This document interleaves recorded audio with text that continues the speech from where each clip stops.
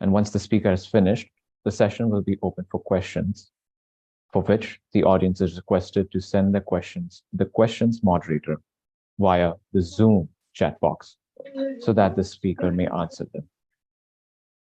I will now pass the mic on to Jakob to introduce our speaker. Good evening, everyone. Our first guest lecturer is one of incredibly high stature who has worked in top institutions across the nation and the world, Ms. Anshula Kant. Ms. Kant is an alumni of Lady Shriram College and Delhi School of Economics. She completed her bachelor's and master's degrees in economics in each of the colleges respectively. In 1983, she joined the State Bank of India and went on to become Deputy Managing Director of Operations for National Banking Group and the Managing Director of SBI Singapore. In 2019, she was appointed as the Chief Financial Officer and Managing Director of the World Bank Group and had been put in charge of the balance sheet and financial and risk management. It was then recently announced that she would lead the evolution roadmap exercise aimed at exploring how the World Bank Group could better respond to the need for increased action to address the growing crises of poverty, economic distress, and global challenges like climate change, pandemic risks, and rising fragility and conflict.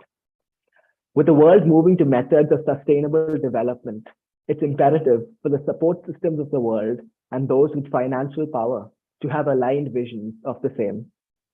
Ms. Kant will focus on how exactly a global group, such as the World Bank, would support efforts for sustainable development. Without further ado, I'd like to invite Ms. Anshula Kant to the limelight.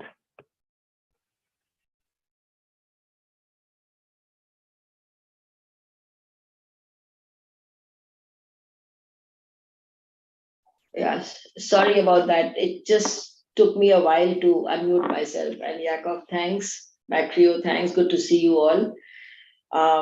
It's really a pleasure for me to join you today. My husband is an alumni of St. Stephen's, so it's that sort of was the motive for me to say yes immediately when I got your invite. So thank you for inviting me.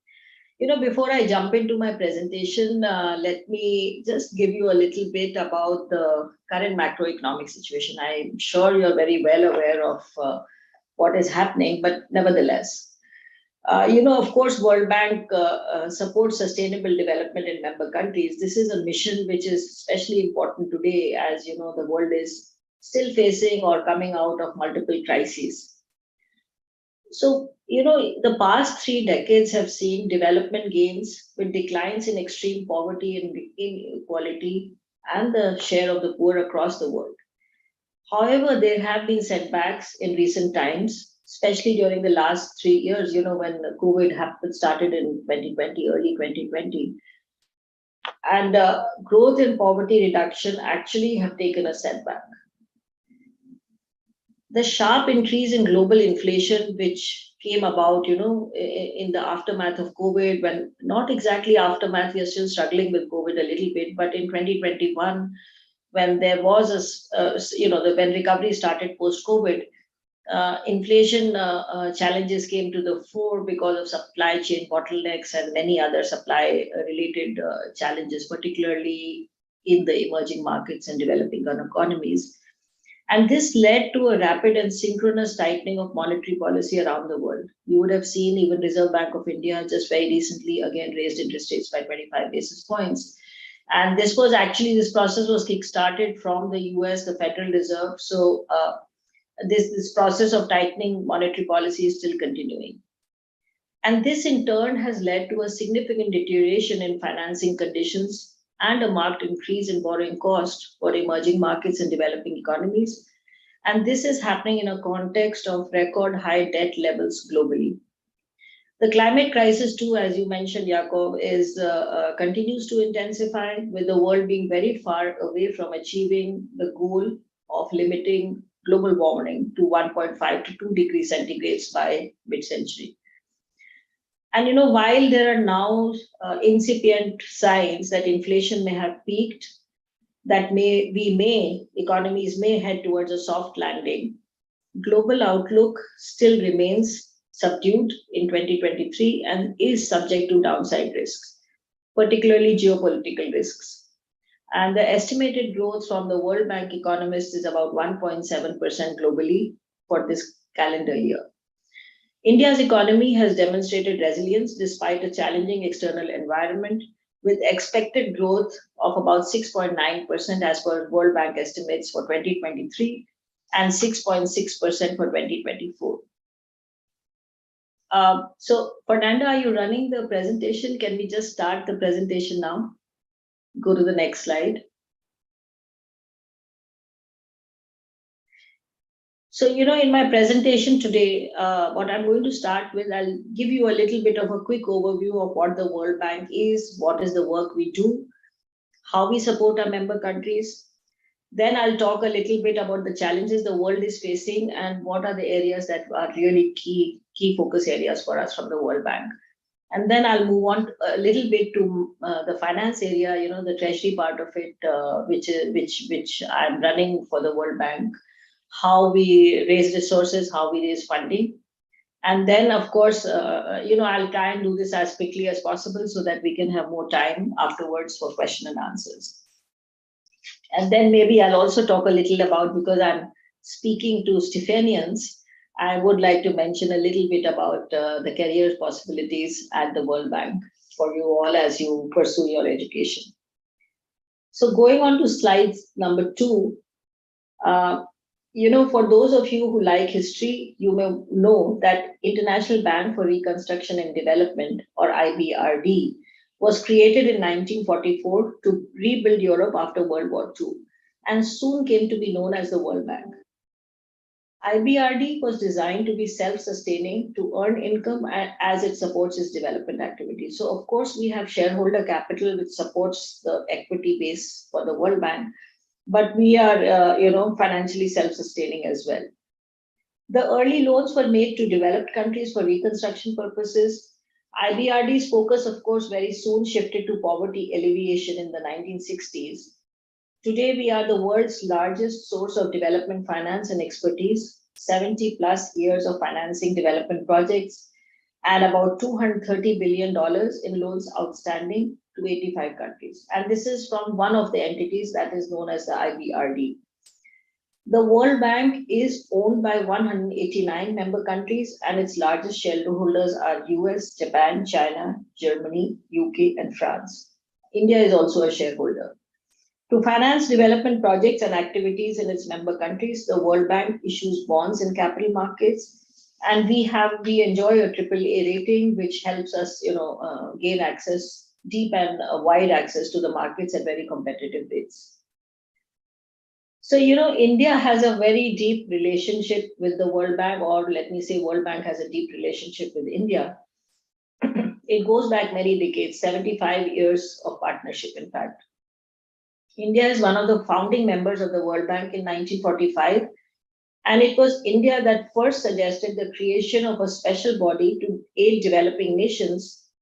And this led to the creation of the second institution of the World Bank, which is known as International Development Association, which caters to the poorest and the lowest income countries globally. And, IDA, as we call it, IDA as we call it, as it's known, too has an outstanding loan portfolio about $170 billion. So it's interesting.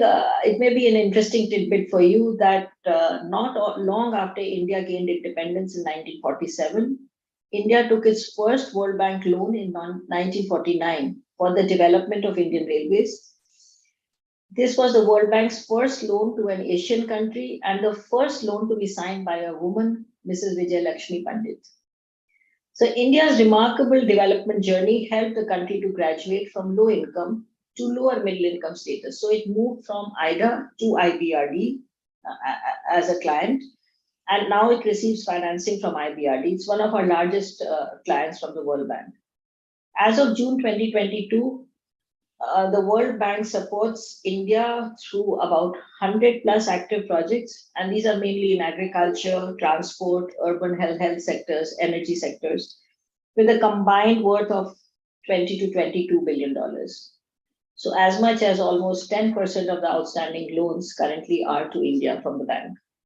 Even more important than financing, what the World Bank brings to the table is a wealth of knowledge, global experience to all our borrowing countries. In turn, as we lend and we engage with countries, we bring this knowledge to the table for them, and in turn, we learn lessons about best practices, what worked well in which country, and it's a two-way process. So we learn from each other and we share global experience with all our client countries. Working with India is helping the World Bank shape its strategy for middle-income countries, and India will continue to provide valuable development lessons for the rest of the world. If we see the next slide, it's just, like I mentioned, not just the previous one, please. Yeah, so, okay. The first institution on that slide is the International Bank for Reconstruction and Development. Then we have the International Development Association, as I just mentioned, for the poorest countries. These two together are known as the World Bank, and both of these entities are market-facing and issue bonds in the capital markets. International Finance Corporation is also a World Bank group company, and this is the company which caters to private sector. It lends to private sector in developing economies. Then we have the Multilateral Investment Guarantee Agency, which promotes FDI in developing world, and then we have a dispute and settlement of investment disputes entity, which is known as ICSID. Going on to the next slide. As I said, the World Bank supports sustainable development in its member countries. And, this is just a glimpse of what I said in my opening remarks. What is the world facing today? We are struggling with the impacts of climate change. The shocks are becoming more, more frequent, more intense.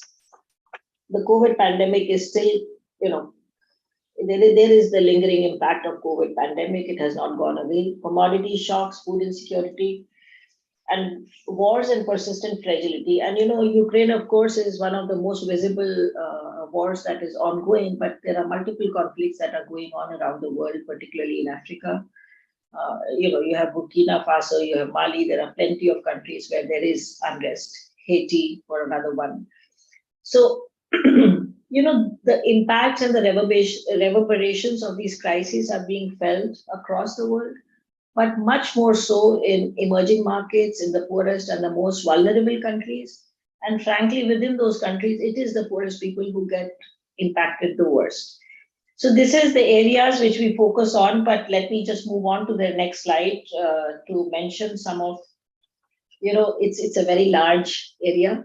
I won't go through each one of them. But let me just mention first, let me begin by poverty and inequality. This is part of the twin goals. It is in the mission. Poverty reduction and shared prosperity, meaning reduce inequality within countries and across countries. So as I mentioned, the pandemic caused global extreme poverty to rise for the first time in 20 years. At the end of 2022, after so many years and decades of progress and development, still as many as 650 million people are living in extreme poverty. Extreme poverty is, as we define it, is $2.15 per day per capita. The world is, of course, facing record high food prices. We've all experienced them in our day-to-day lives. And this has triggered a food insecurity crisis, which is stretching already very tight government budgets. So governments across the world, within their means, within their fiscal space, have tried to support their citizens, especially the poor in their countries, with support for social welfare, for food. And this has been stretching government budgets significantly. And then, as I mentioned, the world is facing rising fragility and conflict, including coup d'etats, irregular political transitions, and emerging threats to global peace and stability. As I mentioned, the most recently and most prominent among them is the war in Ukraine. So, let me just, I have a few slides which talk about some of these areas of focus. Let me just go to the first one of them, slide 7, which talks about climate change.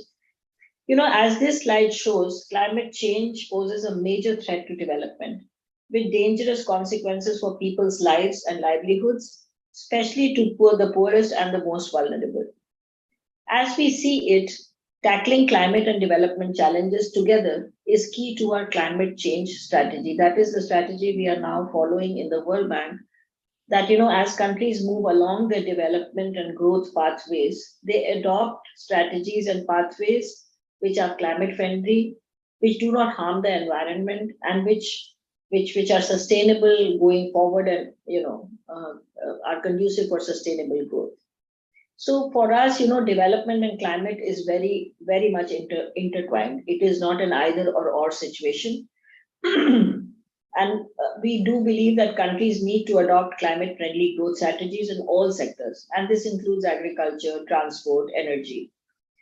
I don't know if some of you are really interested in this, but there is something called analytic tool which we are doing for each country, which is called the country climate and development reports. They are available in public domain. So we are, based on this fundamental principle, we are doing country by country analytics and analysis, issuing reports to help countries devise strategies which are climate friendly as they move along their development pathways. The other area of very, very high area of focus for us is education. The pandemic has irreversibly, we believe, it could be irreversible unless governments really step up. The pandemic damaged lifelong opportunities for millions of children. An entire generation of students may actually never achieve their full education, employment, or earning potential.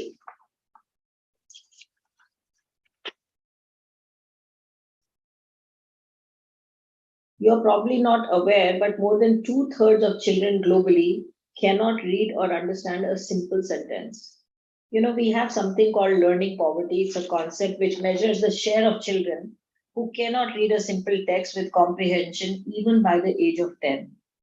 And this is likely to have reached 70% today, as against 57% before the start of the pandemic. So as I said, without decisive actions from governments, from policymakers, today's students could lose as much as 10% of their future average annual earnings. Beyond reduced incomes, learning losses lead to greater inequality, especially for women and girls. And these sobering statistics really underscore the need to ensure foundational learning for all children today. Basic literacy, numeracy, and social economic skills are building blocks for learning throughout life. Pandemic, of course, led to a very big setback for health in all our countries, not only the developing countries, but also the developed world. And what did the pandemic really teach us? That global health systems need to be stronger and more resilient to face future pandemics. And as this next slide shows, half the world's population lacks access to essential health services.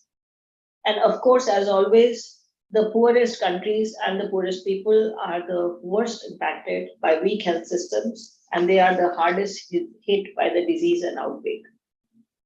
So, during the pandemic, we did support significantly, and we are supporting it now too. Supporting the vaccine rollout, particularly in the less developed countries. The bank is financing up to $30 billion to help countries take a comprehensive approach to improving health systems.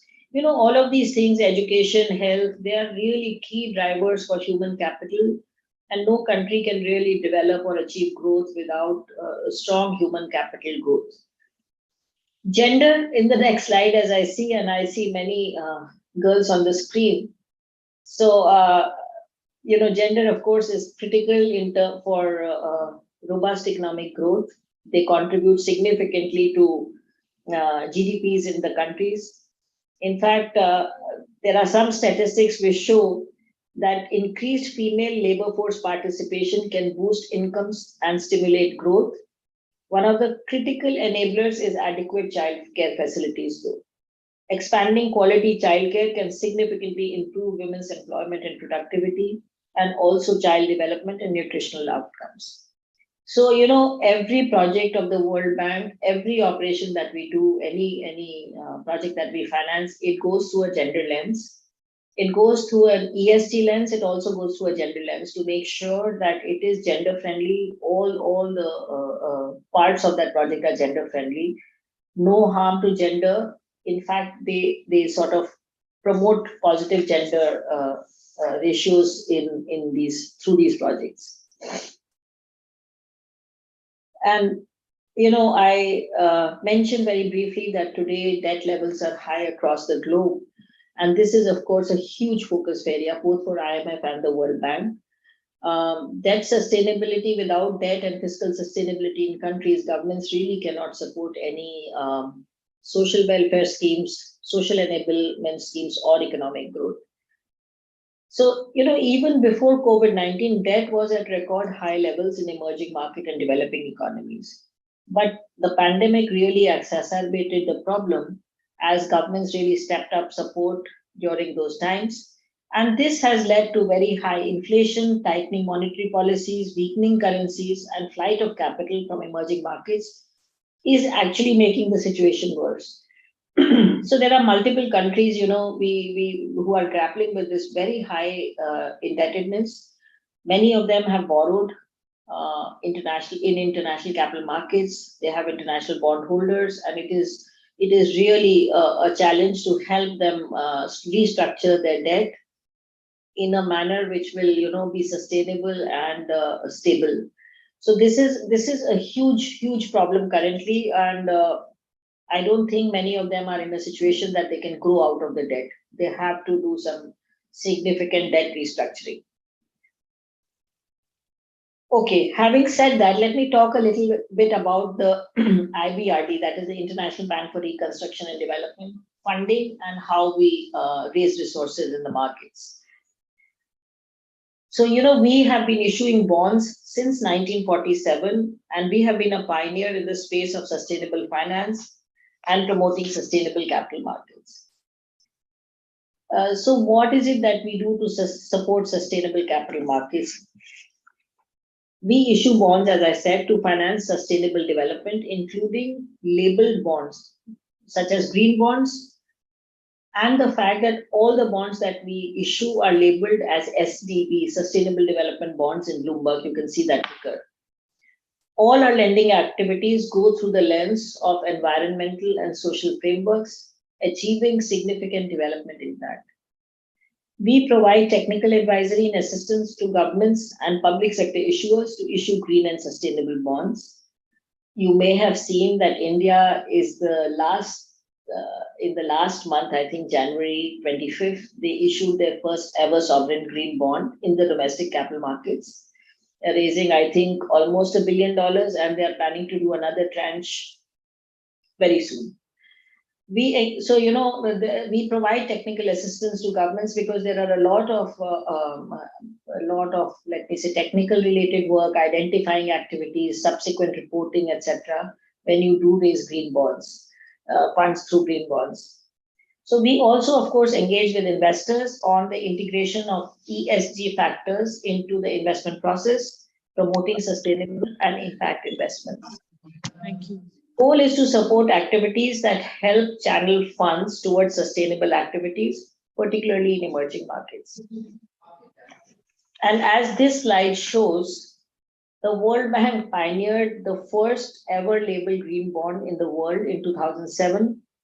Since then, like I said, we have now started, we don't label our bonds by and large as green anymore. We call them, they are all labeled as SDB, because all the activities we engage in are sustainable. Green bonds are more restrictive, that they have to go towards certain very, very green activities like renewable energy, protecting oceans, biodiversity, etc. Whereas we also work in areas like healthcare, education, agriculture, etc. So, on slide 15, let's go on to the next slide. The World Bank, like I said, has been a pioneer in promoting transparency and disclosure in capital markets. I think that is one of the cornerstones of developing vibrant capital markets, that is disclosure and transparency. So investors need to know what is happening with the funds they have invested in. Are we following good corporate governance? Are we investing in the right places? So, we issue these impact reports, annual impact reports, both for green bonds that we have issued and the sustainable development bonds that we issue. And if you see on the left-hand side of the slide, the colorful portion, we try to do our reporting along the lines of the SDGs or UN's Sustainable Development Goals, so that it is transparent and investors can really understand. So if you see, we try to report on how many million people were pulled out of poverty, how many million people got access to better healthcare, etc.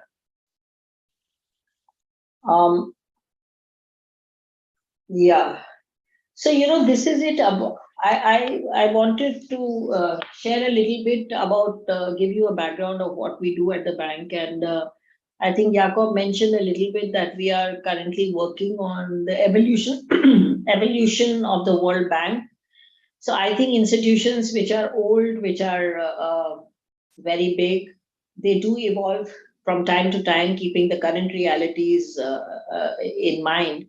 And our shareholders and many other stakeholders have requested us to relook. Our twin goals, the mission that we follow is currently reduction in poverty and reduction in inequality. So what they have asked us to explore is to see how we can bring in some of these global challenges into our mission, whether we bring it into our statement or not. The fact is we have been working a lot on these global challenges already, but bring a more focus in these areas. For instance, climate, it could be health, it could be the refugee problem emanating from conflict and wars. So we are still in that process. All of this evolution will need a little bit of a pivot from the World Bank. It will need more financing. We are working with our stakeholders and shareholders on this, so this process is really underway at the moment. Let me very briefly also mention, can we go to the next slide? If you're currently a student, the World Bank offers internships depending on your education level and on your interest.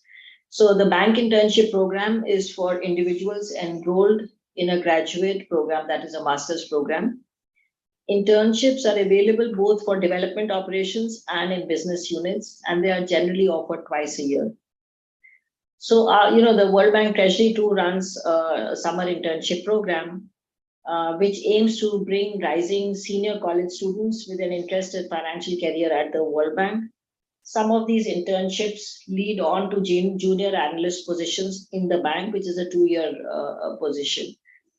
And then we also have the Young Professionals Program for individuals who already have some relevant professional experience, basically. So once you start your work, and you could then think of applying for this Young YPP program, as it is known. This is a 2-year leadership development program at the start of a 5-year employment contract.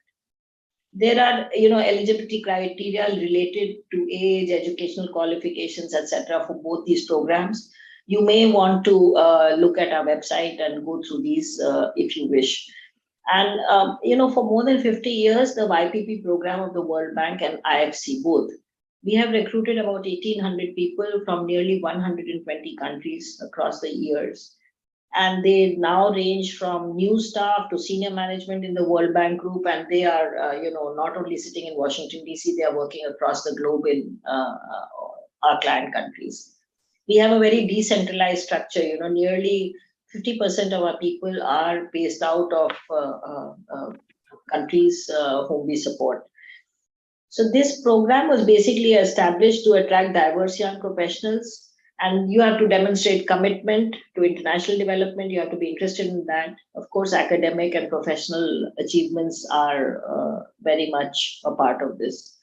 So I'll stop here and hand it back to you. We have about 25 minutes. I have a hard stop at 8:30, so let's go ahead with any questions you may have for me. Happy to answer them.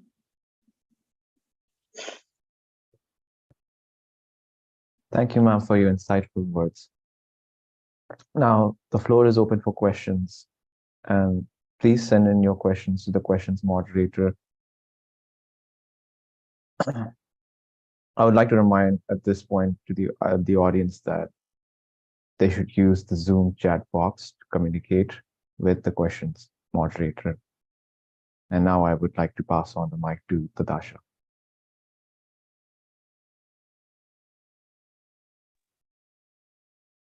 Good evening. Ma'am, we have a question from the audience.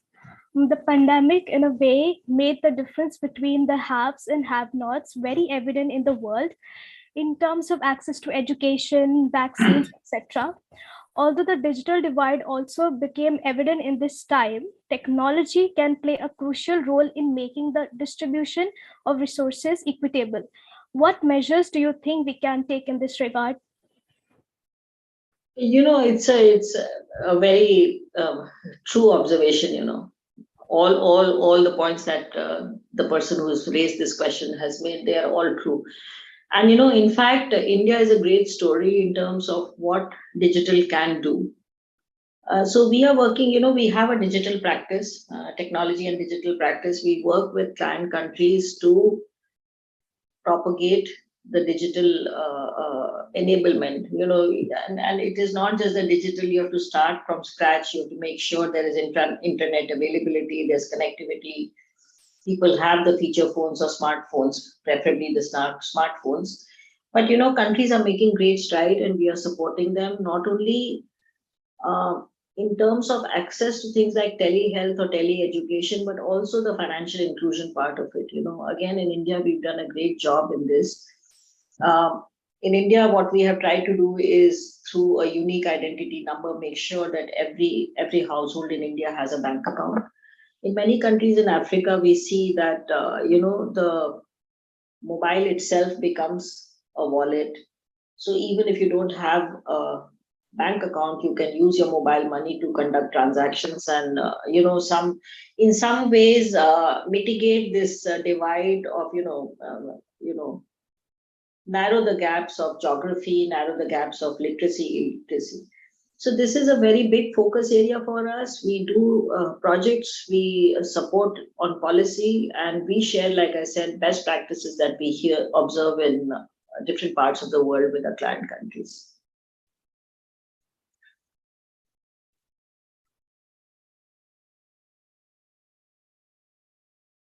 Back to you.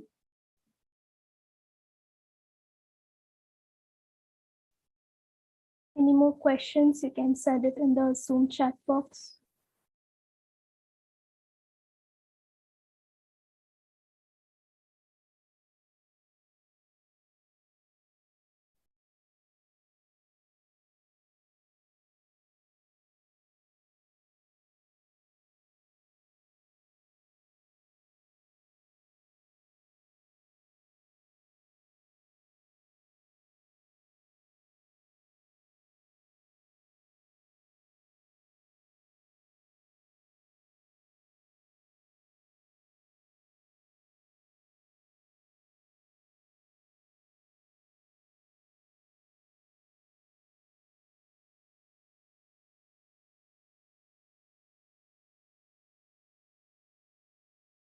So, are there any more questions? Yes, ma'am. I believe there is a participant who wants to unmute themselves. I hope. Yes. Hello. Ma'am, I had a question regarding how the World Bank channels foreign aid.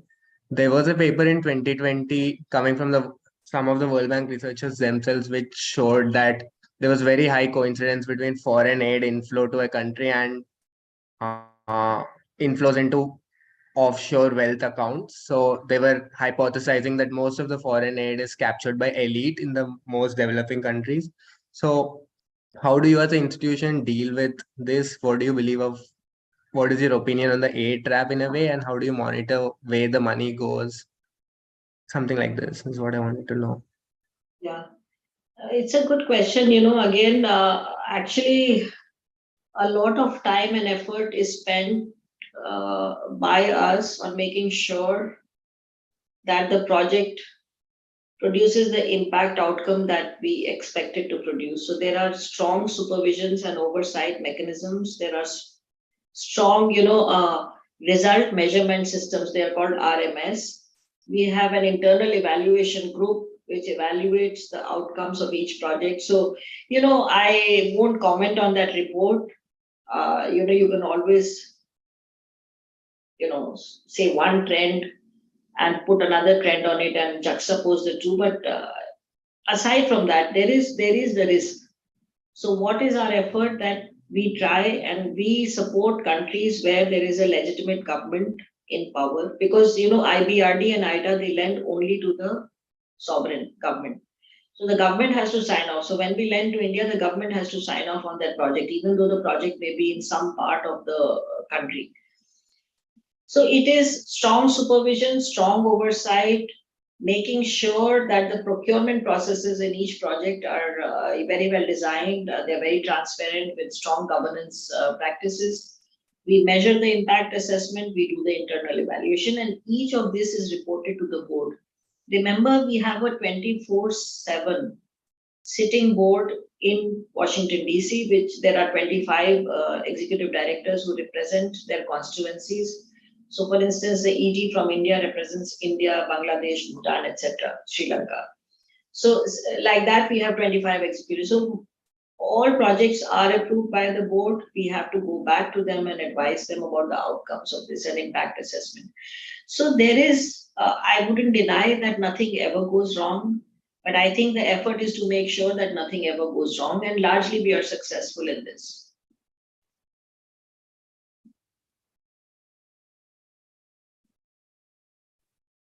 Ma'am, we have another question. What would be the plan of action of the World Bank in responding to debt trap diplomacy? Debt trap diplomacy, okay. So, neighbors of India, for instance, Sri Lanka is currently struggling with a very bad, grim debt situation. So what is our role in the World Bank together with IMF? There is something called a Paris Club. Paris Club has members from different countries. It's a mechanism or an oversight mechanism which helps resolve sovereign debt issues. And then there are countries like China and India who are not part of the Paris Club, but engage actively with the Paris Club. Because if you think of a sovereign debt situation, who are the typical lenders there? World Bank, IMF, of course, are lenders, but we are very highly concessional lenders. So we are never a part of active, we don't restructure our debt. We never restructure our debt. But then there are the bondholders, international bondholders. There are the bilateral lenders, which could be countries, there could be institutions, there could be international banks. So our role together with the IMF is to work out a debt sustainability package for the country, what its future cash flows can support, make sure that their economic policies are supportive of a more sustainable fiscal situation. For instance, if there are, unproductive spending, how you can reduce that, how you can help that country or support that country mobilizing more domestic resources through taxation. If there are subsidies which are going misdirected to different sectors where they need not be directed towards, maybe reduce some of those subsidies. So better fiscal discipline, better monetary discipline, and debt restructuring together, so that these things go hand in hand. And it takes a long time because there are so many different players. There are private sector players, there are other government lenders, there are multilaterals like us. We all have to sit at the table together to arrive at a sustainable debt future for that country. Everybody has to agree. So we play a very active role in this. We have a seat by the side of IMF on this table.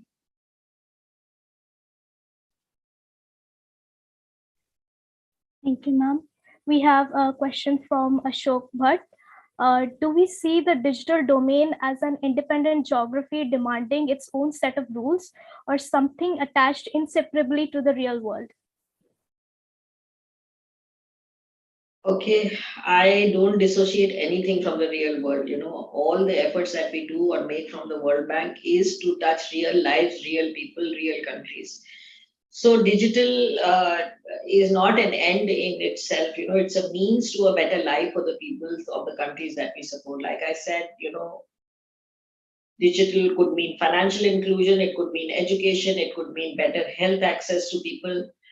And digital is now being used. I mean, these are the three obvious domains that I mentioned, but much beyond that, technology and digital, the analytics is supporting so many policies and initiatives that governments take. So I don't think it's an end in itself, but it's a strong means of growth in the real terms.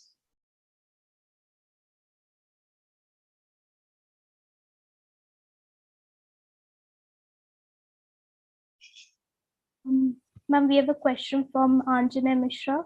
How do you prioritize gender inequalities and regional inequalities? So, we have gender specific projects. For instance, we could do a project in a country which promotes girls' education in that country. It could be building a school. It could be for girls' hygiene. It could be for girls' nutrition and mental health. And then actually every project and every operation, like I said, that we do, we make sure that it propagates gender equality. There are clear data points now to say that if everyone participates in the development and growth story, the country can do much better. If you come down to individual entities like corporates, if there are more women on the board, that corporate does better. It is more sustainable because, if you have a diversity on the board, you can understand consumer and customer needs and wants better. So there is no doubt in the context. And we do a lot of work on gender-based violence too. The starting point, of course, is that we try to make sure we assess the laws that are prevailing in each country. In fact, we issue a report also every other year or every year, I don't recall, but to say whether the rule of law in that country promotes gender equality. So do we have laws in the country which make everyone equal, women and men equal? You would be surprised to read that there are many countries where we could still improve in terms of just the law. And then there is the practice of the law. How is that? So we do that assessment, we do that analytics. This also helps governments in, making more gender equal policies. We support governments in multiple ways in this.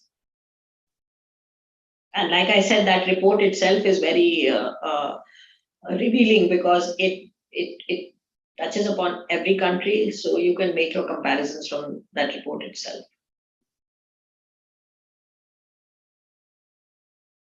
Thank you, ma'am. Ma'am, another question from the audience. Some financial firms have been accused of engaging in greenwashing in their bond issuance. What steps can be taken in order to provide better transparency to the investors and curb this? Yeah, that is actually becoming a big hurdle in mobilizing green financing for companies, So I think globally there is a big effort, and we are again a part of that conversation. We are trying to lead that conversation in a direction which will facilitate the flow of funds or capital to emerging markets. But basically, it is about transparency and it is about disclosures. So you need to first, and European Union is very much advanced in this area. Other geographies are also following suit. You need to have a taxonomy which says what activities are green.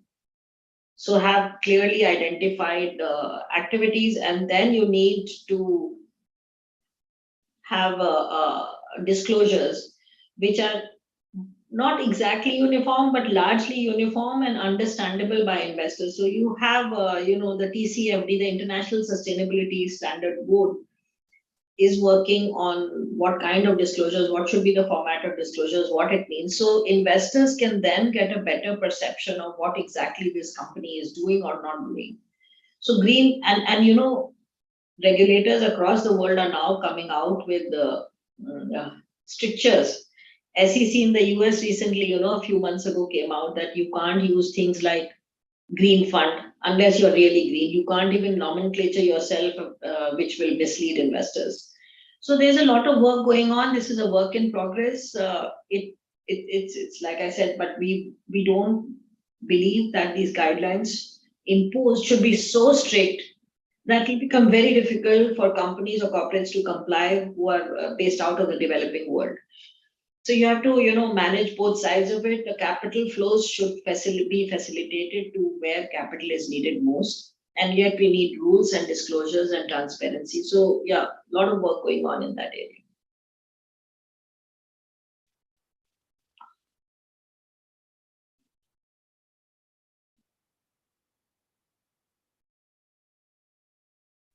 Yes, ma'am. A question from the audience. The audience we have today mainly are students of the Delhi University, and I'm sure that all of us are eager to know more about your college life. So can you share some fond memories of your college life? College life, I'm sure in my days would be very different from your college life. This was decades ago. I feel old when I look at you guys, so young. You're younger than my kids. But yeah, college life was fun. I grew up in a small town called Roorkee. It was an engineering town, and I had to struggle a little bit at home to tell my parents I didn't want to become an engineer and I wanted to study economics. But finally, they came around, and that's how I moved to Lady Shri Ram. And in those days, it wasn't such a challenge to get, hostel or admission. So it was. I think for me, it was an eye opener because that was not the day of internet or so much access to social media or anything. So you led a little bit of a different life when you were in small cities. So yes, lot of learning and education beyond economics in Lady Shri Ram College and also of course in D school. Because I think you learn to be independent once you leave home. You become self-confident. You learn to stand on your own feet. I think more than anything else, it gives you that confidence that yes, I can do something on my own. So I think that was my big learning in this. And also these institutions like St. Stephen's, LSR, and these are high quality institutions. So you learn to compete with the best, and that sort of raises your own caliber also. So I think that really adds value to a person. But don't go by all of this. We had a lot of fun. We wasted a lot of time too, as I'm sure you all do too.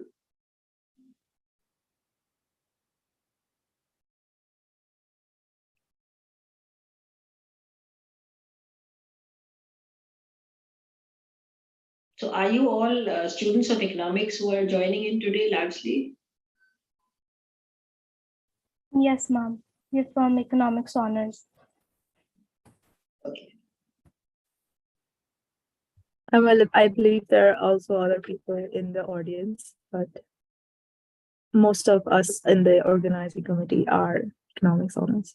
Okay, very good. So, we have a lot of students in the World Bank from Delhi University. It's amazing how many people are there from DU here, particularly from St. Stephen's and LSR.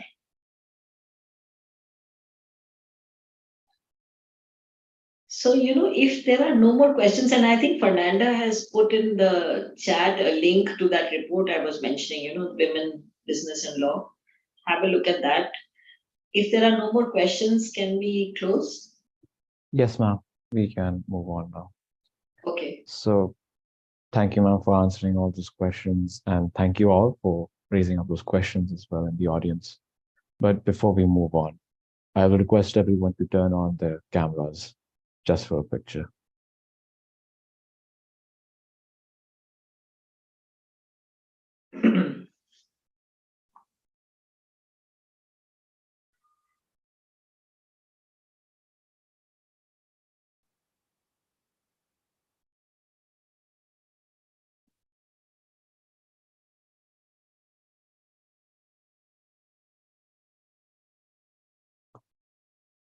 Okay, then thank you very much. Best wishes to all of you for your future. I hope I'll see some of you around in DC at some point. Best of luck. Thank you. Thank you for inviting me. It was really a pleasure. Fernanda, thanks. Thank Bye. you, everyone. Thank you, Ms. Kant. Have a good evening, everyone.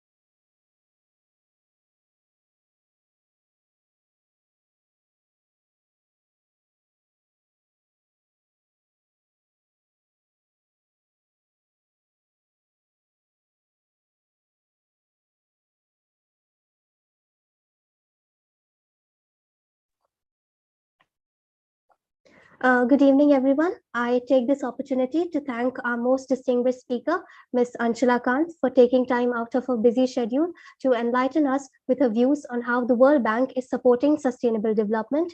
We are deeply grateful to you, ma'am. I express my sincere gratitude to the college management for giving us this platform to organize this lecture today.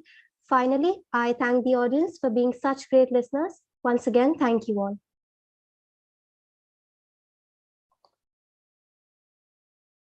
Thank you, everyone, for joining. Have a good evening and a good night.